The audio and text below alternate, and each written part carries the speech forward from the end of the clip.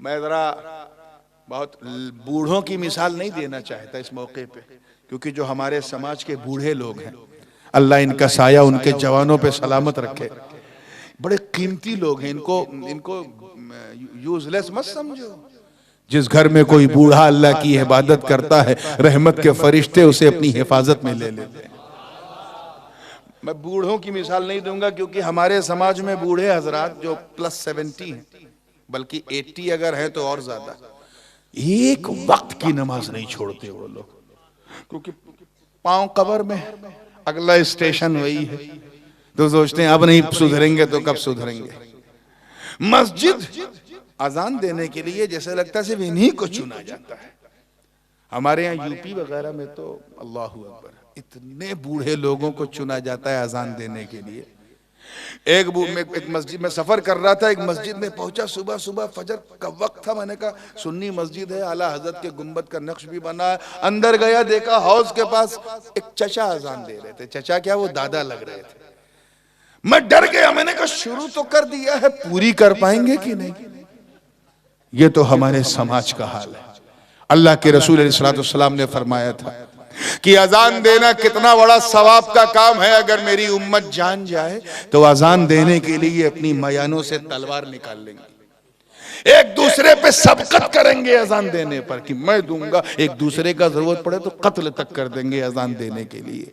लेकिन हम सोचते हैं जब 70+ हो तब दे।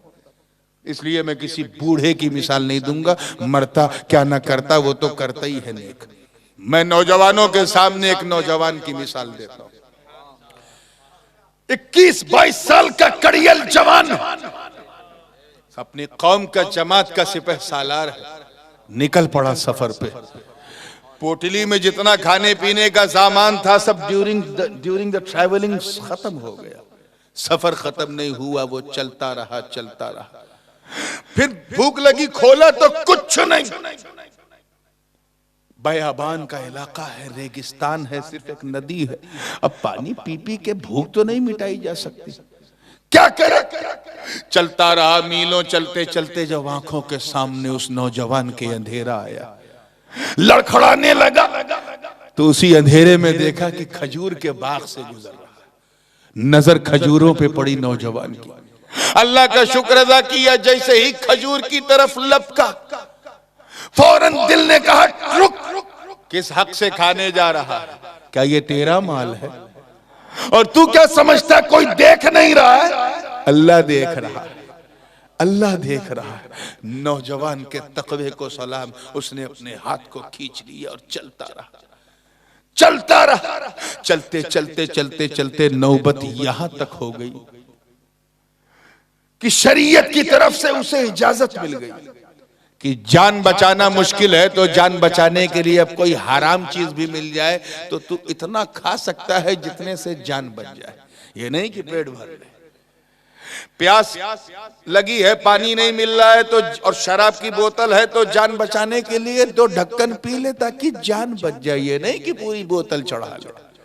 उस नौजवान को शरीयत का फतवा पता है, मगर उसके तकवे को सलाम। सामने मुर्दार चिड़िया दिखी, दिल में ख्याल आया उठा के इसे भून के खा लूं, मगर दिल के तकवे ने कहा मच्छू अल्लाह देख रहा है, अल्लाह देख रहा है। फिर चलता रहा चलता रहा, जब लड़खड़ा के बेहोश होने लगा, एक के बाद एक 5-5 मिनट पे बेहोश होने लगा, तो उसकी इस कैफियत पे अल्लाह की रहमत को जोश आ गया। मंजर बदल गया कि जिस नदी के किनारे किनारे वो जा रहा था, उसी में देखा कि एक लाल लाल सुर्ख तरोताजा सेब बहता हुआ आ रहा। उसने सेब देखा, अल्लाह का शुक्र अदा किया, उठाया धोया, न देखा आओ न देखा ताओ, खा लिया। जैसे ही सेब खाया, हलक से सेब मैदे में पहुंचा, राहत मिली, जिसमें करंट आया, दिमाग की बत्ती जली। जब दिमाग की बत्ती जली तो ऐसा लगा जैसे नौजवान के पैर से जमीन हिल गई। या अल्लाह, ये मैंने क्या किया? भूख की शिद्दत में मैं इतना अंधा हो गया कि खाने से पहले मैं ये भी नहीं सोच सका कि जो सेब मैं खा रहा हूं इसका मैं मालिक नहीं हूं। ऐ मेरे मौला, मुझे माफ कर दे। वो रो रो कर गिड़गिड़ा कर माफी मांगने लगा। फिर अंदर से आवाज आई उसके मन से कि ये हुकूकुल्लाह का मसला नहीं है, ये हुकूकुल इबाद का मसला है। तूने जिसका सेब खाया है, जब तक उसका मालिक तुझे माफ नहीं करेगा, तेरी सजा बरकरार है। उस नौजवान ने सोचा, या अल्लाह, ये किस मुश्किल में मैं पड़ गया। सेब खा चुका हूं, सेब हजम हो गया, और हजम हो के लुथड़ा बन के, गोश्त का टुकड़ा बन के, खून का कतरा बन गया, तो वो नापाक खून का एक बूंद मेरे शरीर के सारे खून को गंदा कर देगा। ऐ मौला, इससे पहले कि वो खून बन जाए, मुझे उसके मालिक से मिला दे, ताकि मैं उसका पांव पकड़ के उससे माफी मांग लूं। दाएं बाएं लेफ्ट राइट गर्दन घुमा रहा है, न कोई इंसान न इंसानियत। फिर दिल में ख्याल आया कि जिस रुख से सेब बहता हुआ आया, चल उधर, शायद कोई सुराग मिल जाए। उसे पूरब से पश्चिम जाना था, लेकिन सेब उल्टे रुख से आ रहा था, तो वो फिर पश्चिम से पूरब की तरफ मुड़ गया। चलता रहा, चलता रहा, चलता रहा, मीलों का सफर तय करता रहा, कोई सुराग नहीं मिला।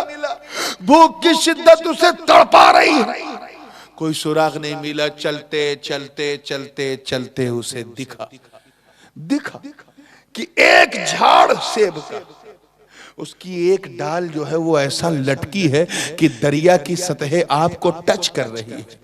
उसमें 4-5 लाल लाल सेब लटके थे। उस नौजवान के दिल में फौरन ख्याल आया, हो ना हो ये जो सेब मैंने खाया है ये इसी डाल से टूटा होगा। चलो अंदर बाग में शायद कोई सुराग मिल जाए, इसका मालिक मिल जाए, इससे पहले कि ये खून का कतरा बन के, ये नापाक खून का बूंद मेरे शरीर के सारे खून को गंदा कर दे। चलो मैं मालिक का पांव पकड़ के माफी मांग लेता हूं। इतना कहना था मेरे दोस्तों। वो अंदर गया, कोई नहीं दिखा, तो जोर जोर से उसने आवाज लगाई, कोई है, कोई है, कोई है। 3-4 बार जब कहा तो एक बूढ़ा इंसान 60+ हाथ में डंडा लिए उस नौजवान के पास आया। कहा, हाँ बेटा बोलो, मैं हूं, क्या बात है? कहा, बाबा आप इस बाग के मालिक हो? हाँ मैं इस बाग का मालिक हूं।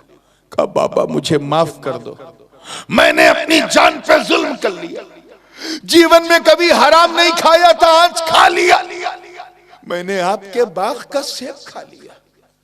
बूढ़े ने कहा, मेरे बाग का सेब? मेरी नजर तो बड़ी चौकन्नी है, मैं रात भर जागता हूं, दिन भर देखता हूं, तू जब आया नहीं तो खाया कब?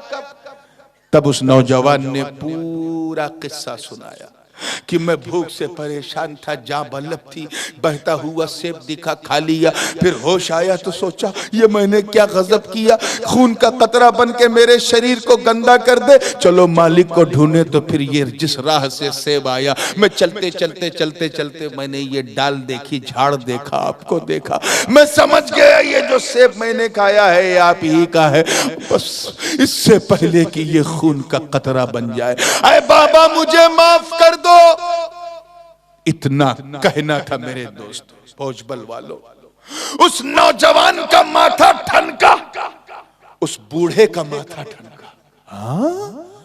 21-22 साल की उम्र, और ऐसा तकवा, ऐसा अल्लाह का डर, ऐसा भय, ऐसा खौफ खुदा। ऐसा लगा जैसे उस शेख को उसकी मंजिल सामने नजर आने लगी, ऐसा लगा जैसे उम्मीद के सारे चिराग रोशन हो गए, ऐसा लगा जैसे उसकी तमन्ना जो अब तक अंगड़ाई ले रही थी सामने दीदार के लिए खड़ी है, ऐसा लगा जैसे मंजिल मकसूद उसे पुकार रही है। थोड़ी देर सोचने के बाद उस शेख ने कहा, ऐ नौजवान, यकीनन तूने मेरे बाग का सेब खाया, मेरी आज्ञा के बगैर खाया, बहुत बड़ा तूने जुल्म किया है, मैं इतनी आसानी से तुझे माफ नहीं करूंगा। नौजवान रोने लगा, बाबा आजमाइश मत लो, खुदा के लिए मुझे माफ कर दो, कहो तो मैं सारी जिंदगी आपका गुलाम बन के रहूंगा, दास बन के रहूंगा, आपका पांव दबाऊंगा, खाना बनाऊंगा, बस मुझे माफ कर दो। शहजादा है, सैयदजादा है, फिर भी माफी मांग रहा है रो रो कर। उस शेख ने कहा, नहीं नहीं ये सब नहीं करना, एक शर्त है। कहा, मुझे हर शर्त मंजूर है, कहा मेरी शर्त यह है कि तुझे मेरी बेटी से शादी करनी पड़ेगी, मेरी बेटी से। आज का छोकरा होता तो कहता ए बाबा मैं माफी मांगने आया था, मेरे अल्लाह ने देख लिया, दैट्स ऑल, मैं तेरा जमाई बनने नहीं आया। लेकिन उस नौजवान के तकवे को सलाम। उसने कहा बाबा वादा करो कि तुम मुझे माफ कर दोगे। कहा माफ कर दूंगा। कहा मुझे मंजूर है, मैं तेरी बेटी से शादी करने को तैयार हूं। आज का छोकरा तो कहता है व्हाट्सएप से फोटो भेजो, पहले देखूं उसकी आंख कैसी है, बाल कैसा है, उसका ये कैसा है, उसका वो कैसा है। और शादी लगने से पहले इतनी व्हाट्सएपिंग हो जाती है कि लगने से पहले टूट जाती है। उसने कुछ नहीं पूछा कि कैसी है क्या है, तैयार हो गया। तब तक उस शेख ने कहा सुन, तू छोकरा है, नौजवान है, बाद में मुझे ताना देगा कि मुझे बताया नहीं, ये कमी थी वो कमी थी। मैं सारी कमियां तुझे बताना चाहता हूं ताकि तेरा रिश्ता हो तो जरा अटूट रिश्ता हो। तो क्या है कमी? क्या मेरी जिस बेटी से तेरी शादी होने वाली वो आंखों से अंधी है, और सुन डेफ, कान से बहरी भी है। अच्छा, और सुन गूंगी भी है, कांट स्पीक, बोल भी नहीं पाती। अच्छा, और सुन हाथ से लूली भी है, अपना सामान उठा भी नहीं पाती। और सुन पांव से लंगड़ी भी है। झटका तो लगा उस नौजवान को, लेकिन रो नहीं रहा। आज का छोकरा होता ये फेसबुक व्हाट्सएप वाला तो कहता है ए बाबा ये क्या तमाशा है, ए अल्लाह ये मॉडल तूने मेरे लिए बचाए रखा था, जो अंधी भी हो, बहरी भी हो, गूंगी भी हो, लूली भी हो, लंगड़ी भी हो। मगर उस नौजवान के तकवे को सलाम। एक झटका उसे लगा, क्योंकि मर्द है, कड़ियल जवान है, खूबसूरत है, झटका लगना फितरी था। लेकिन फौरन ये ख्याल आया कि अल्लाह देख रहा, कहीं सेब हजम होके खून का कतरा न बन जाए। वो नौजवान रो उठा।